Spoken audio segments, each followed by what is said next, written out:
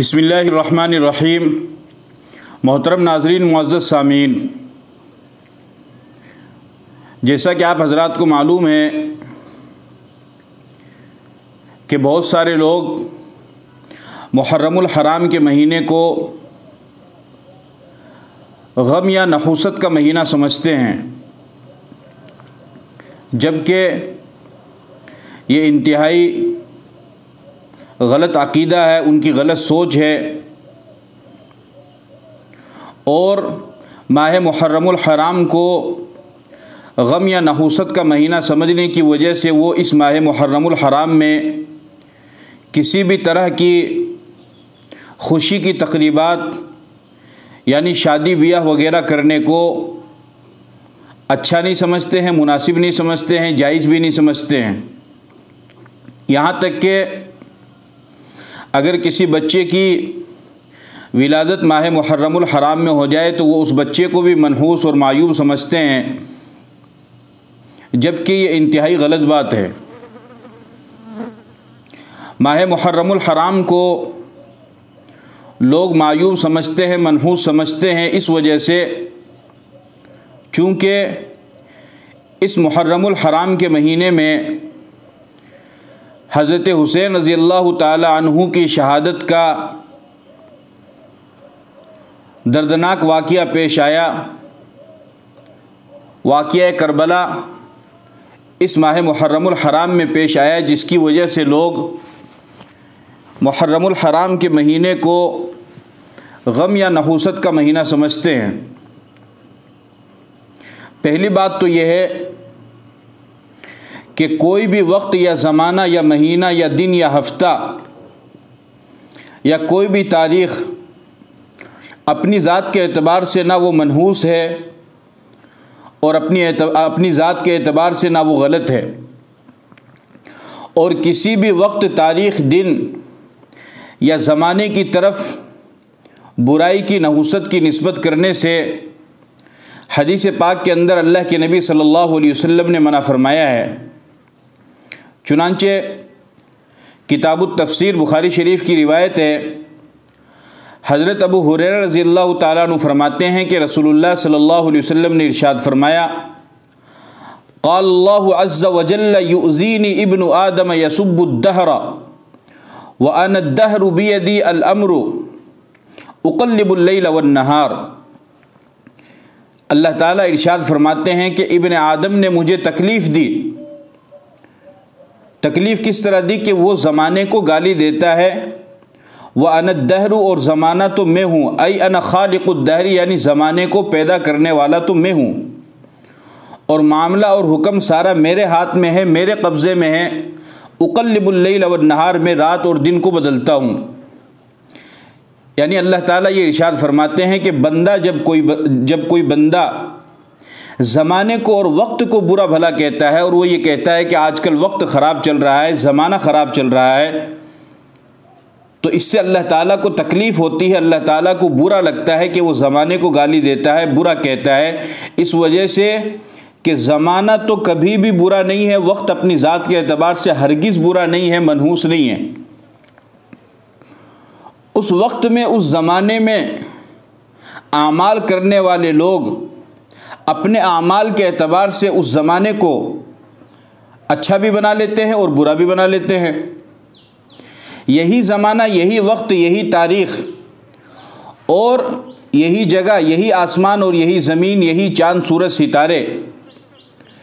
نبی اکرم صلی اللہ علیہ وسلم اور صحابہ کرام رضوان اللہ تعالی علیہم اجمعین کے وقت میں بھی تھے،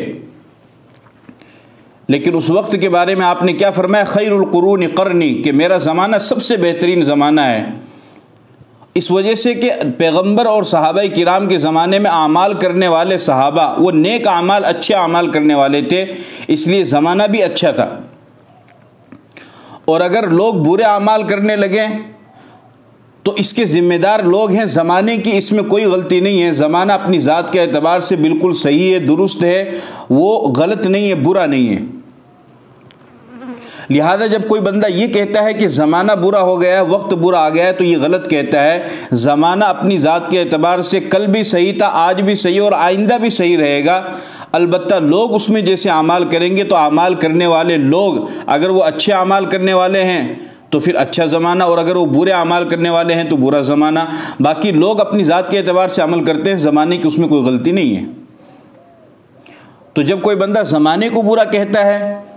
تو گویا کہ وہ اللہ تعالیٰ کو تکلیف پہنچاتا ہے، اس لیے کہ زمانے کو بنانے والے اللہ تعالیٰ ہیں اور اللہ تعالیٰ نے زمانے کو بالکل درست اور صحیح بنایا ہے۔ اب کوئی بندہ زمانے کو برا کہتا ہے تو چونکہ اللہ نے زمانے کو بنایا ہے اور ہر بنائی ہوئی چیز سے بنانے والے کو پیار ہوتا ہے، محبت ہوتی ہے، تو اللہ تعالیٰ نے زمانے کو بنایا۔ جب کوئی زمانے کو برا کہتا ہے تو اللہ تعالیٰ کو بھی تکلیف ہوتی ہے، چونکہ زمانہ یہ اللہ کی مخلوق ہے، اللہ کی بنائی ہوئی ہے۔ اس حدیث سے یہ معلوم ہوا کہ زمانہ اس کو برا نہیں کہنا چاہیے، اور اسی زمانے میں اسی وقت میں محرم الحرام کا مہینہ بھی آتا ہے، لہذا اس وجہ سے محرم الحرام کو بھی برا نہیں کہنا چاہیے۔ محرم الحرام کو غم کا یا نحوست کا مہینہ سمجھا جاتا ہے حضرت حسین رضی اللہ تعالی عنہ کی شہادت کی وجہ سے، اور کچھ لوگوں نے اپنے نظریات اہل سنت والجماعت میں بھی داخل کر دیے ہیں۔ حضرت حسین رضی اللہ تعالی عنہ کی ماہ محرم الحرام میں شہادت ہوئی، دردناک واقعہ پیش آیا، سانحہ کربلا پیش آیا،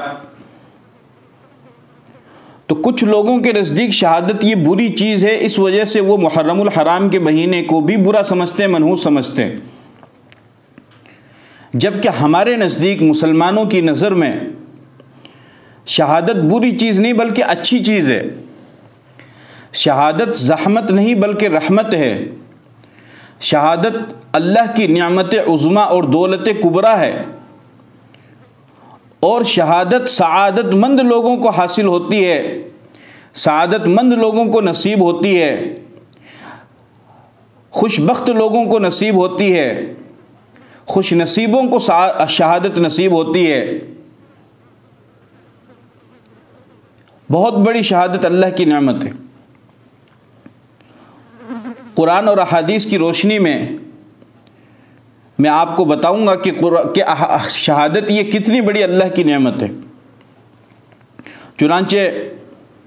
قرآن کریم سورہ بقرہ آیت نمبر 154 میں اللہ تعالیٰ ارشاد فرماتے ہیں وَلَا تَقُولُوا لِمَنْ يُقْتَلُ فِي سَبِيلِ اللَّهِ أَمْوَاتٌ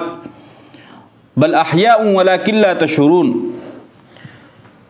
کہ جن لوگوں کو اللہ کے راستے میں شہید کر دیا گیا تم ان کو مردہ مت کہو، بلکہ وہ تو زندہ ہے، تمہیں اس کا شعور نہیں ہے۔ یعنی شہید ہونے والے کو اللہ تعالیٰ نے مردہ کہنے سے منع فرما دیا ہے کہ شہید زندہ ہوتا ہے۔ اسی طرح سورہ آل عمران آیت نمبر 169 میں اللہ تعالیٰ فرماتے ہیں وَلَا تَحْسَبَنَّ الَّذِينَ قُتِلُوا فِي سَبِيلِ اللَّهِ أَمْوَاتًا، اور ان لوگوں کے بارے میں جنہیں اللہ کے راستے میں شہید کر دیا گیا تم یہ گمان مت کرو کہ وہ مردہ ہیں، بل احیاء عند ربهم یرزقون، بلکہ وہ تو زندہ ہیں اور ان کو رزق دیا جاتا ہے۔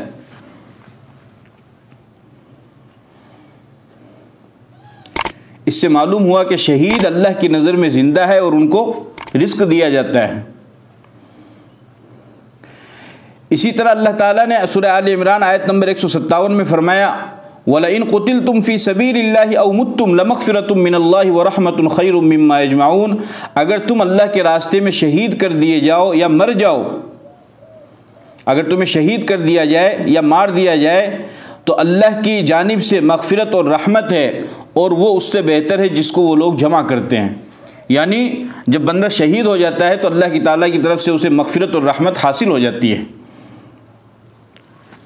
اسی طریقے سے سورہ حج آیت نمبر 58 میں اللہ تعالیٰ فرماتے ہیں وَالَّذِينَ هَاجَرُوا فِي سَبِيلِ اللَّهِ ثُمَّ قُتِلُوا أَوْ مَاتُوا لَيَرْزُقَنَّهُمُ اللَّهُ رِزْقًا حَسَنًا وَإِنَّ اللَّهَ لَهُوَ خَيْرُ الرَّازِقِينَ لَيُدْخِلَنَّهُمْ مُدْخَلًا يَرْضَوْنَهُ، فرمایا کہ جن لوگوں نے اللہ کے راستے میں ہجرت کی پھر وہ شہید کر دیے گئے یا مر گئے تو اللہ تعالیٰ ان کو بہترین رزق عطا فرماتے ہیں اور وہ بہترین رزق دینے والے ہیں، اور فرمایا کہ اللہ تعالیٰ ان کو ایسی جگہ میں داخل فرمائیں گے کہ جہاں ان سے راضی ہو جائیں گے، یعنی شہید کو اللہ تعالیٰ جنت میں داخل فرمائیں گے۔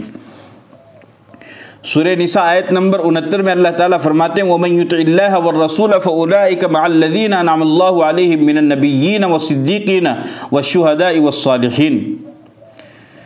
کہ جن لوگوں نے اللہ اور رسول کی اطاعت کی تو وہ ان لوگوں کے ساتھ ہیں جن پر اللہ تعالیٰ نے انعام فرمایا ہے۔ اور وہ لوگ کون کون ہیں انعام یافتہ؟ فرمایا نبی اور صدیق اور شہداء اور صالحین، یعنی شہداء کو اللہ تعالیٰ نے انعام یافتہ لوگوں میں شمار فرمایا ہے۔ ان آیات کی روشنی میں آپ اندازہ لگا سکتے ہیں کہ شہادت یہ کتنا بڑا مقام اور مرتبہ ہے اور کتنی عظیم یہ نعمت ہے۔ احادیث پاک کے اندر دیکھیے تو نبی اکرم صلی اللہ علیہ وسلم نے اس کی فضیلت بیان فرمائی ہے۔ چنانچہ کتاب التمنی بخاری شریف کی روایت ہے، حضرت ابو ہریرہ رضی اللہ تعالیٰ عنہ فرماتے ہیں کہ رسول اللہ صلی اللہ علیہ وسلم نے ارشاد فرمایا لَوَدِدْتُ أَنِّي أُقْتَلُ فِي سَبِيلِ اللَّهِ ثُمَّ أُحْيَا ثُمَّ أُقْتَلْ ثُمَّ أُحْيَا ثُمَّ أُقْتَلْ ثُمَّ أُحْيَا ثُمَّ أُقْتَلْ۔ نبی اکرم صلی اللہ علیہ وسلم نے فرمایا میں چاہتا ہوں کہ میں اللہ کے راستے میں شہید کر دیا جاؤں، پھر زندہ کیا جاؤں، پھر شہید کیا جاؤں، پھر زندہ کیا جاؤں، پھر شہید کیا جاؤں، پھر زندہ کیا جاؤں، پھر شہید کیا جاؤں۔ آپ شہادت کی خواہش ظاہر فرما رہے ہیں، آپ شہادت کی تمنا کر رہے ہیں۔ بھلا نبی اکرم صلی اللہ علیہ وسلم جس چیز کی تمنا کریں وہ چیز کیا غلط ہو سکتی ہے؟ وہ چیز خراب ہو سکتی ہے؟ نبی اکرم صلی اللہ علیہ وسلم کا شہادت کی تمنا کرنا، شہادت کو طلب کرنا اور شہادت کی خواہش ظاہر کرنا، یہ اس بات کی بین علامت ہے، واضح ثبوت ہے کہ شہادت بہت بڑی اللہ کی نعمت ہے۔ اسی لیے نبی اکرم صلی اللہ علیہ وسلم بھی شہادت کو طلب فرما رہے ہیں۔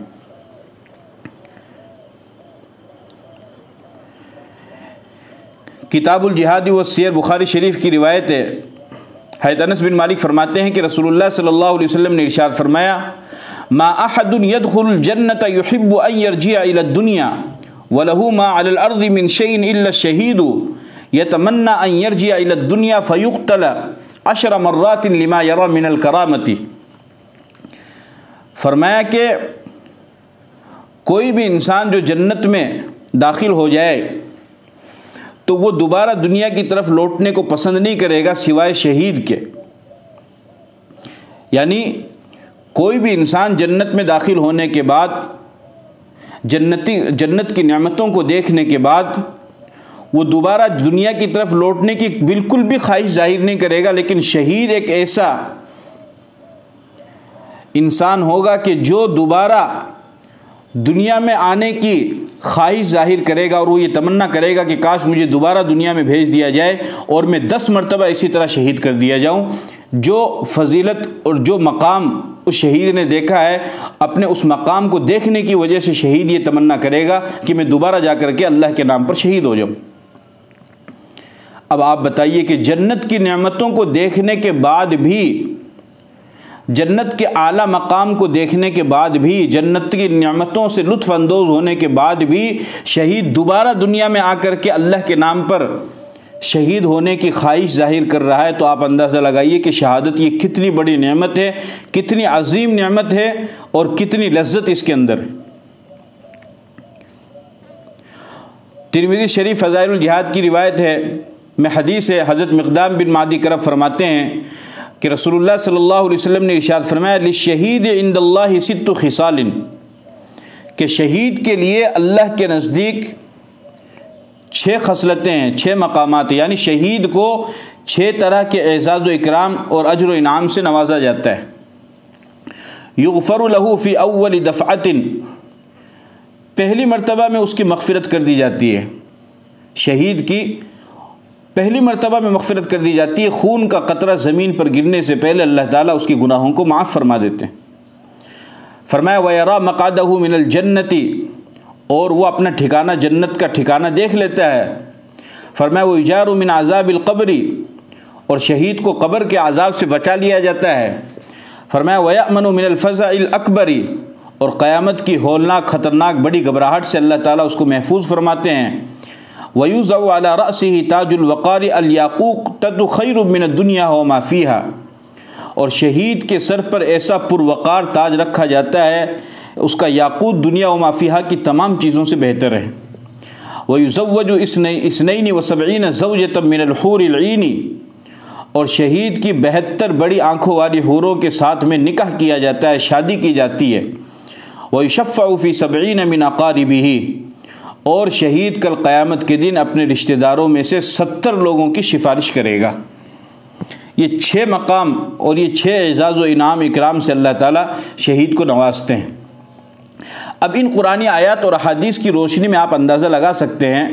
کہ شہادت یہ کتنی بڑی نعمت ہے، اور اللہ تعالیٰ خوش نصیب انسان کو، سعادت مند کو ہی شہادت نصیب فرماتے ہیں، اور اللہ کے نبی صلی اللہ علیہ وسلم خود شہید ہونے کی بار بار تمنا کر رہے ہیں، خواہش ظاہر فرما رہے ہیں۔